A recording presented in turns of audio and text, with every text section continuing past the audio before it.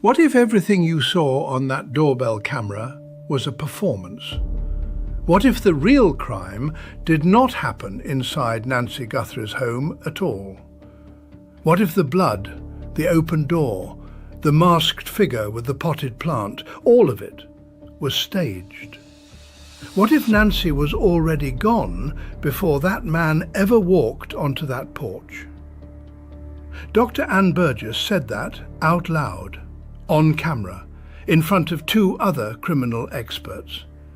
And when she said it, the room went quiet. You have seen that footage. The masked figure. The calm walk up the porch. 2 taps on the camera lens, slow and deliberate.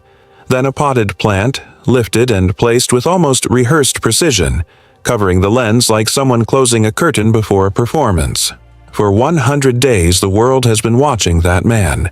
His gait, his gloves, his $25 Walmart backpack with the reflective safety strips. Behavioral experts have broken down every movement, every breath.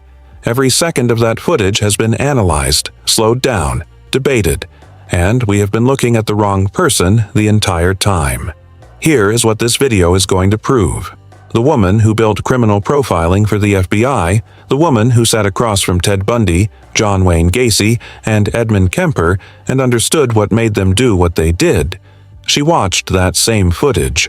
She went through every piece of documented evidence in this case, and she was not looking at him.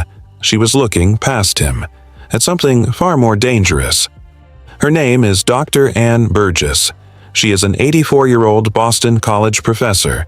She spent 50 years designing the FBI's first structured research program for understanding predatory crime.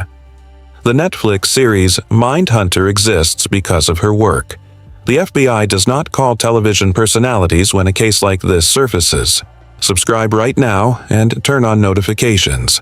This case is still moving. When something breaks, you need to already be here. In this video, we go through every documented conclusion Dr. Burgess reached.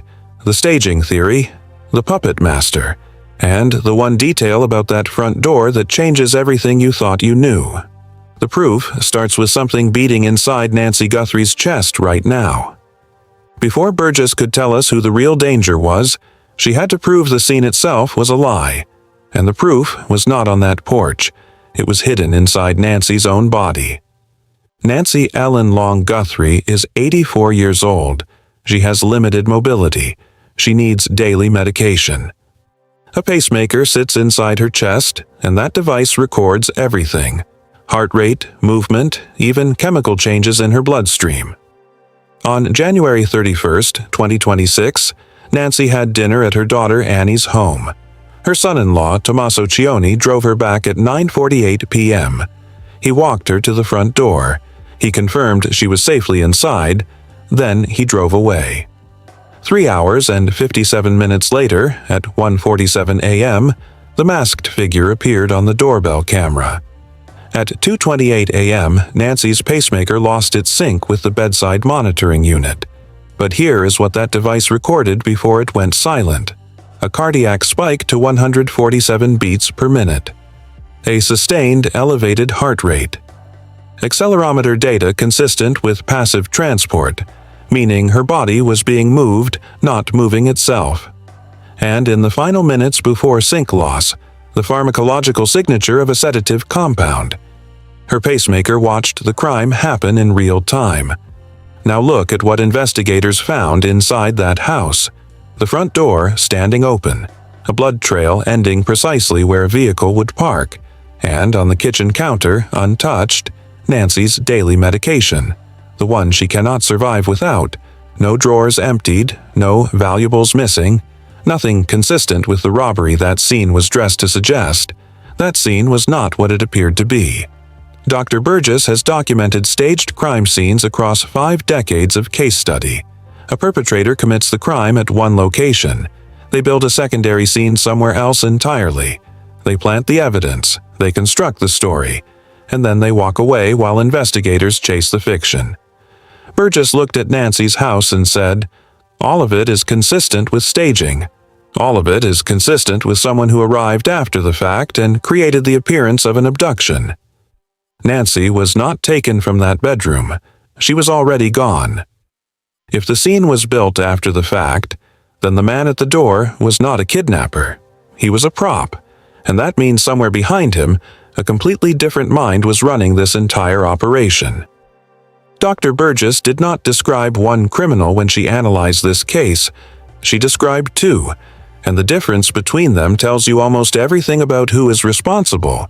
She used a specific phrase, a difference in intelligences.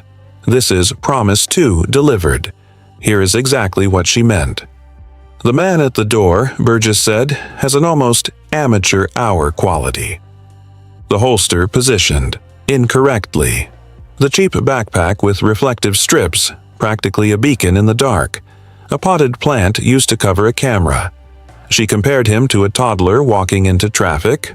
Not cautious, not nervous, because he genuinely does not comprehend the full weight of what he is doing. But behind him, someone else entirely. Burgess and Dr. Casey Jordan both use the same term for this second figure, the puppet master, and they were specific about what kind of person that is. Here are the 5 documented characteristics Burgess identified: narcissistic and psychopathic personality structure, deep insider knowledge of Nancy's life, schedule, and home local, someone who developed that knowledge through sustained proximity, someone who derives satisfaction from watching the chaos they created, someone almost certainly watching every press conference and news segment right now.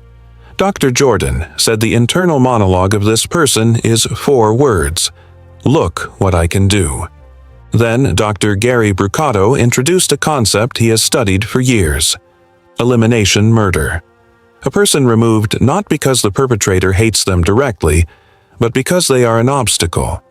Something is on the other side of Nancy that someone needs access to.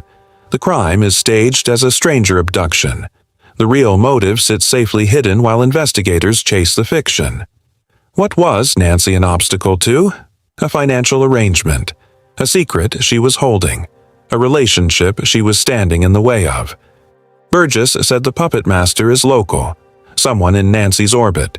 She said this person had inside knowledge of Nancy's home, her schedule, her family's finances.